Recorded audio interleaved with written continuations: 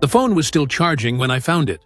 An old flip phone, the kind nobody's made in 15 years, plugged into an outlet behind my father's nightstand. Its small screen glowing faintly in the dark of the bedroom. I almost missed it. I'd been in the house all afternoon, going through drawers, and I'd nearly closed this one when the screen lit up on its own, just for a second. The way old phones do when the battery's topped up and they're checking for a signal. I stood there looking at it for a long moment before I picked it up. My father had a phone, a newer one, a smartphone my brother had set up for him 2 years ago, which was sitting on the kitchen counter where he'd left it the morning he went into the hospital for the last time. This was a different phone, an older one I had never seen before in my life, and one that, as far as I could tell, my father had been charging, quietly, privately, behind a piece of furniture in his bedroom, for longer than I wanted to think about. My father's name was Edward, though everyone who knew him called him Ed, and for 31 years he drove long-haul freight up and down the eastern half of the country. 3, sometimes 4 days out, a day or two home, and then out again. It was a rhythm our whole family was built around, without ever talking about it as a rhythm. My mother, Joan, ran the house the way some women of her generation ran houses, completely, quietly, without any visible seams. And when my father was home, he was the kind of present that didn't take up much space. He liked his routines. He liked the same chair, the same mug, the same 2 minutes of the evening news before he turned the television off and read instead. He wasn't a talkative man, but he wasn't cold either. He had a way of being in a room that made you feel like things were fine, even when he hadn't said anything in an hour. There was one routine of his that I never thought twice about. Growing up, because it was so consistent it had become invisible, the way certain things in a house become invisible simply by never changing. Every Tuesday evening at 7 o'clock, rain or snow or summer heat, my father put on his coat and went for a walk. Alone. 30, sometimes 45 minutes. He never asked anyone to come with him, and after I was about 9 or 10, none of us ever offered. It was understood, in the unspoken way families understand things, that this was his time. The same way Sunday mornings were my mother's, when she went to the early service alone and came back with the newspaper and a particular kind of quiet around her. If you asked him where he was going, which I did exactly once, when I was maybe 7, he said, "Just stretching my legs. Don't wait up," which made no sense as an answer to a question asked at 7 in the evening, and I remember laughing about that a little. The way kids laugh at things adults say that don't quite track, and then never asking again. He kept that walk going for as long as I can remember, through my whole childhood. Through the years, he was on the road 4 days out of 7 and home only on weekends.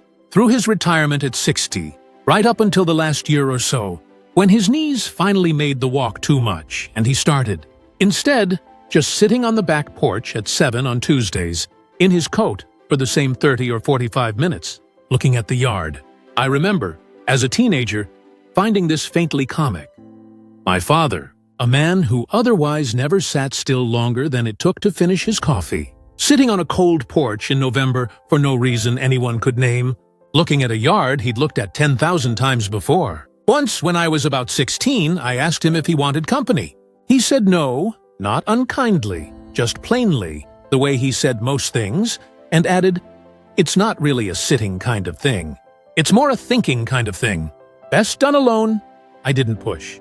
I don't think it occurred to me, even once, in all the years that followed, that thinking might have had a more specific shape to it than I imagined.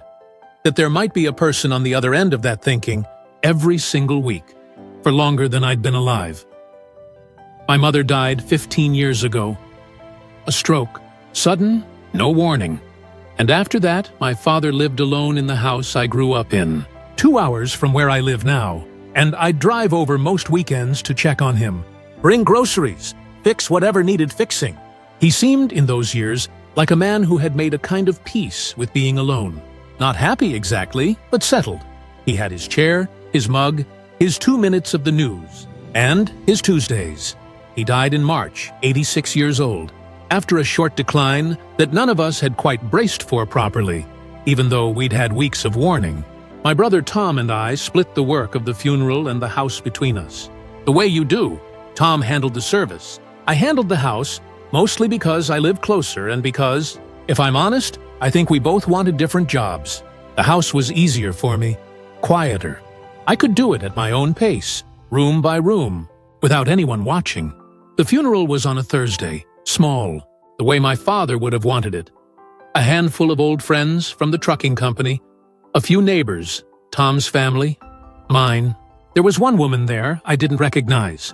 She sat near the back, by herself in a green coat, and she didn't come up to the front during the viewing, and she left before the reception. And I noticed her mostly because everyone else in the room I could place. Even people I hadn't seen in 20 years. I could place, and I couldn't place her. I asked Tom afterward if he knew who she was. He said he'd noticed her too and had no idea. We didn't think much more about it.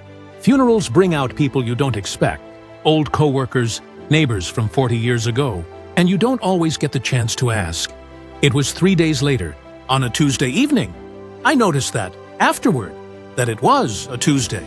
Though it didn't mean anything to me yet.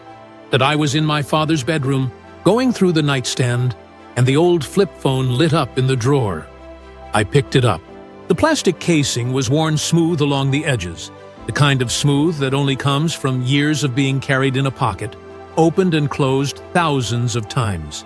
I pressed the button to open it, and the screen came on. A simple gray display, a battery icon, a signal icon, and a single word at the top. Searching. I sat down on the edge of my father's bed. The same bed he'd died in 3 weeks ago in a hospital 2 towns over. Not here, and I held the phone for a while before I did anything else with it. Turning it over, running my thumb along the worn edge the way you'd run your thumb along something you weren't sure you were allowed to touch. I went into the menu. There wasn't much in it. This was a phone built for almost nothing else but calls and texts. No apps, no camera worth mentioning. Under contacts, there was exactly one entry. A single letter. M, no last name, no other information. Under call history, the log only went back about 14 months. The phone's memory could only hold so much. But in those 14 months, there was one call almost every week. Always to or from M-Truth. Always on a Tuesday. Always in the evening. Always lasting somewhere between 30 and 50 minutes. I sat on the edge of that bed for a long time. 30, 45 minutes. The same length as the walks. The same day. For 14 months at least. That was as far back as the phone's memory went.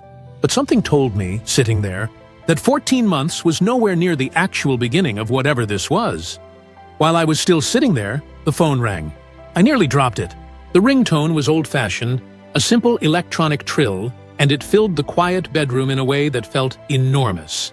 The screen said, M. I looked at it for 3 or 4 rings, not moving. And then, I don't fully know why, except that some part of me needed to know, I answered it. There was a pause on the other end. Then a woman's voice, older, careful. Is Walter there? Walter, not Edward? For a moment I thought I had the wrong number. That this whole thing was some strange coincidence. But my father's middle name was Walter, and it came to me, sitting there, that I had genuinely never once, in 58 years, heard anyone call him that. Not my mother, not his brothers, nobody. I'm sorry, I said. Who is this? This is Margaret, she said. Is Walter there? I usually speak to him on Tuesdays, I told her. I don't remember exactly how I said it.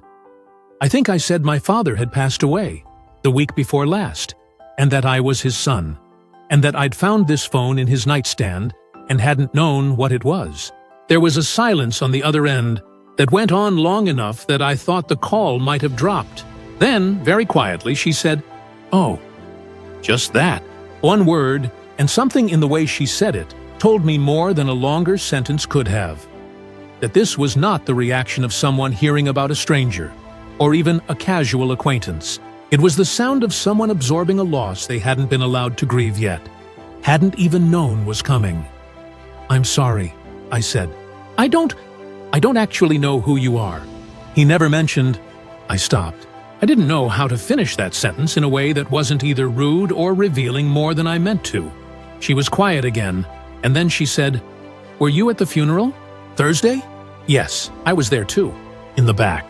Green coat." A pause. I didn't think it was my place to come up. I'm sorry, I should have. I just didn't know how to. I asked her if we could meet. I don't know what made me ask. Curiosity, mostly. And a feeling that whatever this was, it wasn't something I should leave unexamined in a drawer. She agreed after a moment, and we arranged to meet 2 days later at a small coffee shop in her town, about 40 minutes from my father's house. She gave me her full name, Margaret Hale, and an address. And then, before we hung up, she said one more thing, almost to herself. 40 years. I should have known it couldn't go on forever. I just thought, and she didn't finish that either, and we said goodbye. And I sat on my father's bed holding the closed phone for a long time after the call ended. Margaret Hale was 84 years old, small, with white hair pulled back neatly, and the kind of steady, direct way of looking at you that I associate with people who've spent a long time being underestimated and learned not to mind. She was already seated when I arrived at the coffee shop. 2 cups on the table, one of them, she told me. When I sat down, black, no sugar, because that was how my father took his, and she'd ordered it before she remembered he wasn't coming. She didn't make me ask. I think she'd had 2 days to think about what she wanted to say, and once I sat down, she more or less began on her own, slowly, in the unhurried way of someone telling a story they've told to themselves many times, but out loud for the first time. She and my father had known each other before he met my mother. Before the war, before, she clarified, the period of his life he spent in the army, 2 years stationed overseas, in his early 20s. They'd been engaged. She said the word plainly, watching my face when she said it, as if checking how much weight it would land with. Engaged. I didn't say anything. I didn't know what to say. My father had been engaged, before my mother, to a woman I had never heard of, who had just told me this across a small table with 2 cups of coffee between us. One of them going cold because the man it was for had been dead for 2 weeks. While he was overseas, they wrote to each other. This was, she said, simply how it was done then. There was no other way to stay in touch across an ocean. And for the better part of a year, the letters came regularly, sometimes twice a week. She said she had kept every one. She still had them. And then, she said, and here her voice changed slightly, became more careful. The voice of someone walking along the edge of something. The letters stopped. 41, she said. I counted them. 41 letters in about 8 months. And then nothing, not one more. For the rest of the time, he was away. I wrote to him, I kept writing, for a while, and heard nothing back. I told myself all sorts of things, that the mail wasn't getting through, that he'd met someone else, that I'd misunderstood how serious it had been to begin with. And he hadn't. She looked down at her cup. I counted those letters more times than I'd like to admit. 41, and then nothing. I used to think there was something almost precise about it, like a door closing exactly, not slowly. By the time my father came home from his service, Margaret had, in her words, moved on, the way people did then. Because you had to. She'd married a man named Roy, a schoolteacher, 2 years later. She said it without bitterness, just as a fact, a thing that had happened in the ordinary unfolding of a life. She said she'd heard, eventually, secondhand, that Edward had married too, a woman named Joan. And she said my mother's name carefully, the way you'd set down something fragile. And I realized she had known my mother's name for a very long time, possibly for longer than I had been alive. I asked her, because I had to, when the calls had started. The Tuesday calls. She told me a date, 1985. My father had been driving a route that took him, for about 6 months that year, through her town. A delivery stop, a depot where he'd sometimes have an hour or 2 between loads. He'd recognized her, she said, in the parking lot of a diner, almost 40 years after the last letter. Roy had died 2 years earlier. My father had simply walked over, she said, and said her name. Not Margaret, not Maggie, but a name only he had ever called her. Something private from when they were young. And she had turned around, and that was that. We talked for an hour in that parking lot, she said. About nothing, really. About everything. And at the end of it, he asked if he could call me sometime. Just to talk. He said, and here she smiled briefly. The first time she'd smiled since I'd sat down. He said, Tuesdays are good for me. I've got Tuesdays free. Tuesdays, the walks, 30, 45 minutes every week, for, I did the arithmetic without meaning to, almost 40 years. I asked her carefully what they talked about all that time. She said it was never anything dramatic. The weather, books, her grandchildren, his grandchildren. My children, I realized. She knew things about my own children that I had certainly never told her. Small things. The texture of an ordinary friendship, conducted entirely by telephone, one evening a week, for 4 decades, hidden, I assumed, from everyone. I asked her, because it seemed like the obvious question and I needed to hear the answer out loud, whether it had ever been, I didn't have a delicate way to put it, more than that. She looked at me for a moment, and something in her face told me she had been asked that question before, by herself, many times. No, she said. Not in the way you mean. I won't pretend there wasn't. She paused, choosing the word carefully. Tenderness. There was always that. But he was married, and so was I for a long time. And after Roy died, your father never once suggested anything different, and neither did I. I think we both understood, without ever saying it, that whatever this was, it only worked because it stayed exactly the size it was. Once a week, 30 minutes. If it had become anything more, I think it would have had to become something else entirely.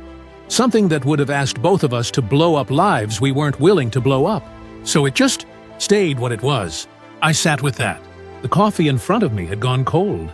The same as hers. The same as the cup that had been poured for a man who wasn't coming.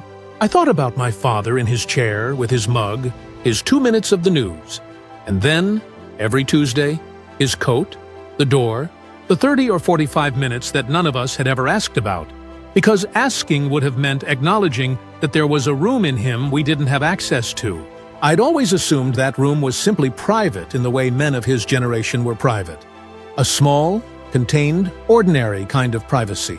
I was starting to understand it had been a much larger room than that, with a door that had been open, on the other side, for almost 40 years. I thought I understood the shape of it, sitting there. An old engagement. Some letters that stopped, for reasons neither of them ever fully knew. A chance meeting decades later. A long, careful, sideways kind of friendship that 2 people had kept just small enough to live inside their actual lives without breaking them. It was sad, in a particular quiet way, and it explained the Tuesdays, and it explained the green coat at the funeral. And I genuinely thought, for a moment, that this was the whole of it. A story about 2 people who'd lost each other once, found each other again too late to do anything but talk, and had done that faithfully for 40 years. Margaret must have seen something in my face, some sense that I'd arrived at an ending, because she reached down to the bag at her feet and lifted it onto the table and said, "There's one more thing. I wasn't going to bring this. I almost didn't. But your father asked me to give it to you if—" She stopped and started again. He asked me, about a year ago, that if anything happened to him, I should give this to his son. He didn't say which son. I assumed it would be whoever called. She took out a small bundle of envelopes, tied with string, considerably older and more worn than anything I'd seen in my father's house. And beneath them, a single cassette tape, the small kind, the kind that goes in an answering machine, with a strip of masking tape across it, and, in my father's handwriting, a date from 3 weeks ago, the week before he died. "The letters are mine," she said. "The ones I wrote to him all those years ago. The ones I thought never reached him. He had them. He'd had them the whole time. He gave them back to me about 15 years ago, not long after Joan died, and told me—" She stopped again, and I could see this was the part she'd been building toward, the part she'd rehearsed and still didn't find easy. He told me that Joan had kept them, that she'd been the one collecting his parents' mail while he was overseas. They lived 2 houses down from each other back then, and it was an ordinary thing for a young woman to do for a neighbor's family. And that somewhere in those months, she'd started keeping the letters that came for him. From me, she never sent them on. She never told him they'd arrived at all. I didn't say anything. I don't think I could have. He didn't find out until years afterward. Long after we'd both married other people. Long after it could have changed anything. Joan told him herself near the end of her life, 15 years ago. She told him she'd done it because she loved him, and she was afraid that if those letters kept arriving, kept this. Margaret gestured faintly between herself and the empty space where my father should have been sitting. Kept this alive in him while he was away. He'd come home to me instead of to her, so she made sure he never had the chance to choose. That's how she put it, apparently. I made sure you never had the chance to choose. I sat very still. Somewhere behind the counter, a machine hissed steam into a cup, ordinary and loud. He forgave her, Margaret said. He told me that very clearly. He'd had years to be angry about it before she ever told him, because by the time he found out, it had already stopped being able to change anything, and being angry at a woman he'd spent his whole life with, over something that happened when they were both 22, didn't feel like it was worth what it would have cost. So he forgave her, and he kept her secret. For 15 years until he died, he never told anyone. Not even me, not really, except in pieces, over time. I only know all of this because of these letters, and because of what's on that tape. She slid the bundle and the cassette across the table to me. He gave me back my own letters 15 years ago, but he kept this tape until now. He recorded it the week before he went into the hospital. He told me, when he gave it to me, he came to see me in person that week, which he'd never done before, not once in 40 years. He said, "I don't know if I'm doing the right thing with this. I never figured that part out. I'm leaving that part to him." She looked at me. "He meant you. Or your brother. Whoever ended up holding it." I took the bundle and the cassette home with me. I didn't open the letters that night. They were Margaret's, in a sense, even though she'd given them to me. And reading another person's old love letters felt like a door I wasn't sure I had the right to open, even now. But I did play the tape. I don't have a cassette player. Almost no one does anymore. And it took me 2 days to find one, an old one of my daughter's, dug out of a closet.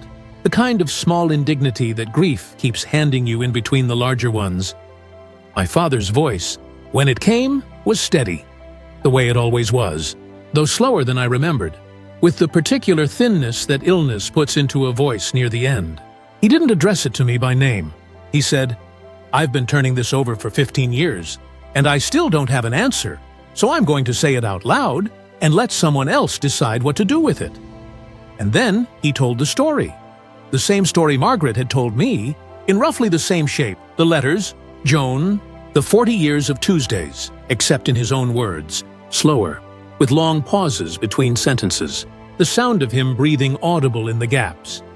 Near the end, he said, "Margaret doesn't know the whole of it. She knows the letters didn't reach me. She doesn't know it was Joan. I never told her that part. I didn't see what good it would do her to know that the woman who took her place, more or less, was also the reason she lost 40 years she might have had a different life in. I made my peace with Joan a long time ago. I don't know if that's something Margaret should have to make peace with too at 84, about a woman she's never going to meet. I went back and forth on it more times than I can count, and I never landed anywhere. So I'm leaving it. Whoever's listening to this, that's yours to carry now, if you want it. Or you can leave it where it is. I won't know either way, and maybe that's for the best." The tape ended there. No goodbye, no sign-off, just a click, the sound of the recorder being switched off, mid-breath almost, as if he'd said what he needed to say and didn't see the use in padding it with anything more. I've had the tape and the letters for about 3 weeks now. I haven't given Margaret the rest of it, the part about Joan, the part my father carried alone for 15 years, and then, in the end, handed to me, instead of deciding himself. I think about her sometimes, in that coffee shop, with her cold cup of black coffee with no sugar, ordered out of 40 years of habit for a man who wasn't coming. I think about whether telling her the truth, the whole truth, the part my father couldn't decide about, would be a kindness or a cruelty, whether it would close something for her or simply open a different wound in its place. 84 years old, about a woman long dead who she's never going to be able to ask anything of. I think, too, about my mother, about a 22-year-old woman, 2 houses down, collecting the mail for a family she was close to, and making, in some quiet, ordinary afternoon I'll never know anything about, the kind of decision that shapes the rest of several lives without ever announcing itself as a decision at all. I don't think she was a bad person. I knew her for 43 years, And she was, in every way that mattered to me, a good mother and a steady, loving wife. But she was also once a young woman frightened of losing someone, and she did something about that fear, quietly, and then lived the rest of her life next to the man she'd done it for, never quite sure, until the very end, whether he'd ever know. Some Tuesdays, lately around 7 in the evening, I find myself looking at the back door. I don't go out. I don't have anywhere to walk to, and it isn't my habit. It was his. But I notice the time passing differently on Tuesdays now than I did before. A kind of attention I didn't used to pay to that particular hour. On that particular day, as if some part of me is still listening for the sound of a door closing and a man stepping out into the evening, going somewhere he never explained, for reasons that turned out to be larger and sadder and more patient than anything I would have guessed. For almost the whole of his life, I think. Sometimes about that single contact in his phone. Just the letter M, not a name, not even an initial that meant anything to anyone who might happen to see it, if he'd ever left the phone somewhere it could be found. He'd thought about that, I realized, at some point. He'd taken the trouble to make sure that even if this whole thing were ever discovered, it would reveal almost nothing on its own. A single letter, a phone hidden behind a nightstand, charging in the dark. 40 years of Tuesdays, reduced, for anyone who wasn't supposed to know, to something that could be mistaken for nothing at all. I don't know whether that carefulness was for my mother's sake, in the years before she died, or for ours afterward, or simply a habit he'd built so early and so thoroughly that by the end it had become its own kind of comfort. A small, contained, private thing that asked nothing of anyone and explained itself to no one.